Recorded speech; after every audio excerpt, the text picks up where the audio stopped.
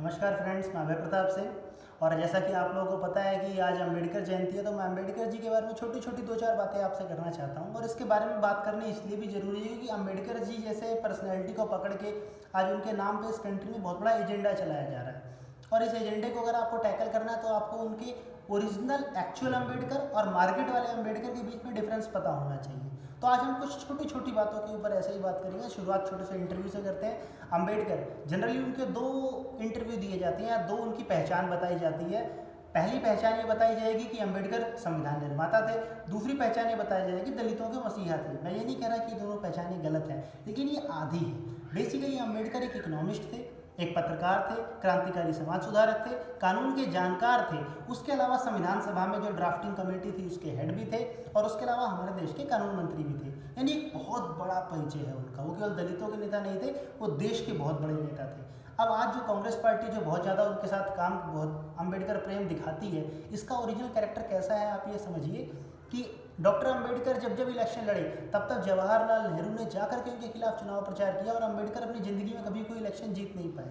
तो ये दिखाता है कि कांग्रेस बोलती क्या है और कांग्रेस एक्चुअली में करती क्या है। इसका एक छोटा सा एग्जाम्पल और आपको बताता हूँ कि आप ये देखिए कि डॉक्टर अम्बेडकर इसको संविधान की आत्मा कहते थे, constitution of the preamble of the constitution. Preamble of constitution के बारे में कहते थे इसको कभी चेंज नहीं करना, कभी भी ये बदला नहीं है, क्योंकि संविधान की आत्मा ये है।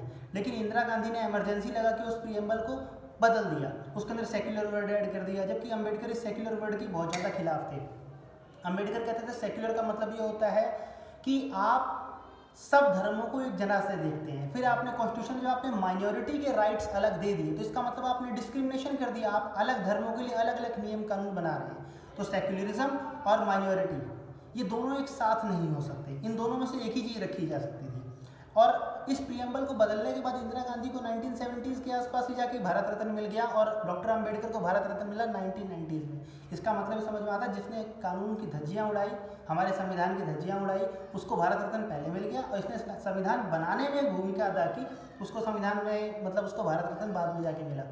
फिलहाल इन सारे टॉपिक्स को छोड़ते हैं। अम्बेडकर जी ने वैसे अपने जीवन में बहुत सारा स्ट्रगल देखा है। लाइक आप उनके कोई नाई है उनके बाल नहीं काट रहा, कोई चपरासी है जो कि अपर कास्ट का तो फाइलें उनको फेंक के दे रहा है। वो कॉलेज के प्रोफेसर थे, लेकिन फिर भी उनको पानी पीने के लिए नहीं दिया जा रहा, वो मटके से पानी नहीं पी सकते। एक प्रोफेसर के साथ ये बिहेव किया जा रहा है। इतना सब कुछ हो जाने के बाद भी उन्होंने कभी देश के खिलाफ नहीं बोला, वो सिस्टम के खिलाफ बोलते रहे, लेकिन कभी उन्होंने ये नहीं बोला कि हम देश से लेंगे आज़ादी भारत की बर्बादी तक, या ऐसा कोई नारा नहीं लगाया। उन्होंने सोचा कि इस देश को बदलना है ताकि ये व्यवहार किसी और के साथ ना हो।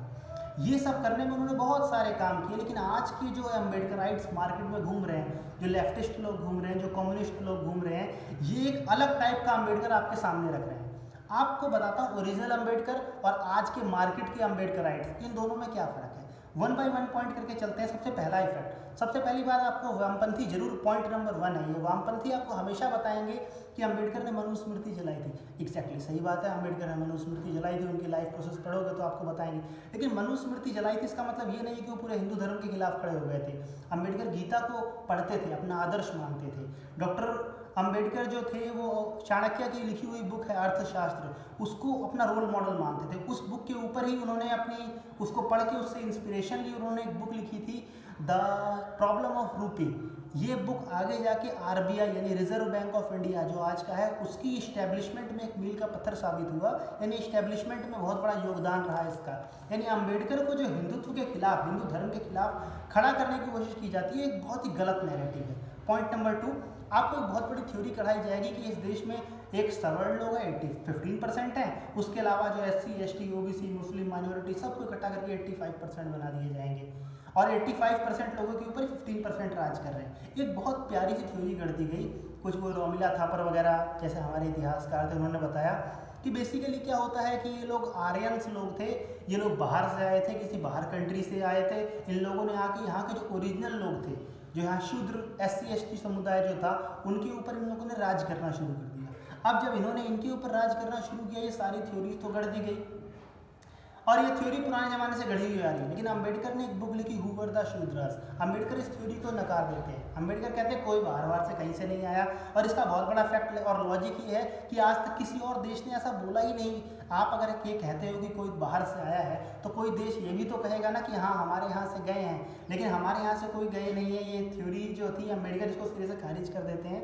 इसलिए जो भी अम्बेडकर की पिक्चर के ऊपर अगर आपको बताने का प्रयास कर रहा है कि नहीं अपर कास्ट अलग है, लोअर कास्ट अलग है, अपर कास्ट बाहर से आई, समझ लीजिए वो एक प्रोपेगेंडा खड़ा करने की कोशिश कर रहा है। नंबर 2, लेफ्टिस्ट कम्युनिटी जब भी आपके सामने खड़ी होगी तो अम्बेडकर की कई कई बुक उसका नाम लेगी, बोलेगी आप एनिहिलेशन ऑफ कास्ट पढ़ लो, आप रिडल्स इन हिंदुज़म पढ़ लो, अम्बेडकर कैसे हिंदूवाद के खिलाफ थे, अम्बेडकर कैसे फांसीवाद के खिलाफ थे। कभी भी कोई वामपंथी आपको ये नहीं बताएगा अम्बेडकर वामपंथ के बारे में क्या सोचते थे। एग्जैक्टली सोच तो ये है कि अम्बेडकर केवल मतलब ज़िंदगी में 3 लोगों का विरोध करते थे। वो कहते थे 3 लोग कभी भरोसे के लायक नहीं है। फर्स्ट इज एजियोर मुस्लिम्स जो उस वक्त के थे, दूसरी सोशलिस्ट, तीसरे कम्युनिस्ट। इन 3 लोगों का अम्बेडकर ने पूरी ज़िंदगी विरोध किया। इसीलिए आज शाहीन बाग हो चाहे जामिया मिलिया इस्लामिया हो, ये लोग जब अम्बेडकर का पोस्टर लेके चलते हैं ना तो यकीन मानिए या तो ये जानबूझ के अम्बेडकर का पोस्टर लेके चलते हैं या तो ये जानते नहीं हैं कि अम्बेडकर सोचते क्या थे। अगली जो बात आती है वो आती है 370 के ऊपर। अम्बेडकर 370 को बहुत तगड़ा अपोज करते थे। 370 के ऊपर आज जहाँ हमारा पूरा JNU 370 हटने का सड़क के ऊपर उतर गया था, कहता था कश्मीर है कश्मीरियों का, कोई और फैसला नहीं ले सकता, लेकिन अम्बेडकर 370 का बहुत बड़ा विरोध करते थे। तो आपको दिख रहा होगा दोनों में कितना बड़ा नेगेटिव है, फर्क है। दूसरी बात, जब दलितों की बात की जाती है तो अम्बेडकर का दलित और वामपंथियों का दलित, इन दोनों दलितों में बहुत ज़मीन आसमान का फ़र्क है। फ़र्क कैसे है आप ये समझिए कि अम्बेडकर दलितों को ऊपर लाना चाहते थे। उस ऊपर लाने के लिए वो दलितों को मोटिवेट करते थे कि आप साफ सुथरे कपड़े पहनिए, अच्छी तरह से रहिए, शिक्षित बनिए, संगठित बनिए, संघर्ष करिए। लेकिन वामपंथियों का दलित नैरेटिव एक अलग है। वामपंथी कैसे कहते हैं, वो एक दलित की फ़ोटो लगा देंगे, वो दलित फटे हुए कपड़े पहन के बैठा होगा, उसका रंग बड़ा पक्का सा होगा, उसे सिखाएंगे संघर्ष करो, इसको मारो, उसको पीटो, छीन के लेंगे आज़ादी एंड ऑल दैट, सारी की सारी बकवास थ्योरीज। बेसिकली वामपंथी दलित को दलित बनाए रखना चाहते हैं ताकि हमारी सत्ता कायम रहे। अम्बेडकर दलितों को ऊपर उठाना चाहते हैं ताकि उनका लिविंग स्टैंडर्ड ऊपर आ सके। इस तीसरी मैं अगले पॉइंट के ऊपर आऊँगा कि एक आता है कैपिटलिज्म। हमें चाहिए आज़ादी, पूंजीवाद से आज़ादी, ये नारा आपने JNU में कई बार सुना होगा और उसको कहते हैं अम्बेडकरबाजी आज़ादी। अम्बेडकर ओरिजिनल अपनी लाइफ में कैपिटलिज्म के बहुत बड़े सपोर्टर थे। इनफैक्ट अगर आज अम्बेडकर होते तो ये कंट्री मिक्स्ड इकोनॉमी में नहीं होती, ये कैपिटलिस्ट कंट्री होती।